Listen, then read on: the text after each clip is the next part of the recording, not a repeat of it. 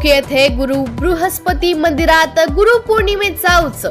चौकी येथील मंदिरात भाविकांची गर्दी। वर्धा आणि नागपूर जिल्ह्याच्या सीमेवर वसलेल्या चौकी येथे गुरु श्री बृहस्पती महाराज मंदिरात गुरुपौर्णिमेचा उत्सव साजरा केला जातोय। जंगल परिसरात असलेल्या चौकी गावात हे पुरातन मंदिर वसले आहे। येथे गुरुपौर्णिमेच्या निमित्ताने सकाळपासूनच भाविकांची गर्दी जमली आहे। पालखी सोहळा, अभिषेक असे विविध कार्यक्रम येथे केले जातात। गुरुपौर्णिमेच्या निमित्ताने येथे यात्रा महोत्सव देखील आहे। वनग्राम म्हणून ओळख असलेल्या या गावात महाराष्ट्रात दुर्मिळ असलेल्या बृहस्पतीचे मंदिर ऐतिहासिक ठरते।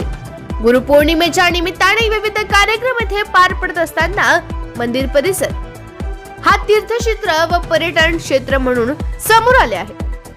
तर शासकीय निधीमधून येथे विकासाची देखील कामे करण्यात असल्याची माहिती मंदिर विश्वस्तांनी दिली आहे। हे गुरुचं देवतांचे गुरु बृहस्पती यांचं मंदिर आहे। या ठिकाणी पूर्ण 12ही महिने लोकांची वर्दळ चालते। या ठिकाणी लोक आपली मनोकामना पूर्ण करण्याकरिता येत असतात।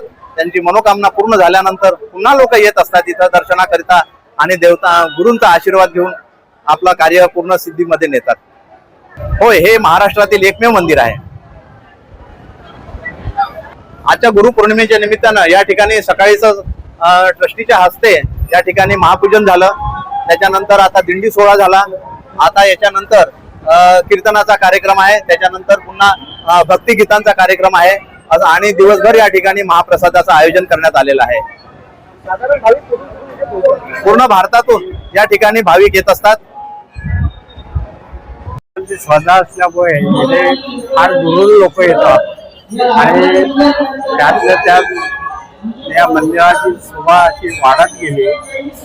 परिसरामध्ये पहिले थोडी विचार येणार येत होतं, पण आता बरेच लाखो लोक दरवर्षी दर यात्रेला येतात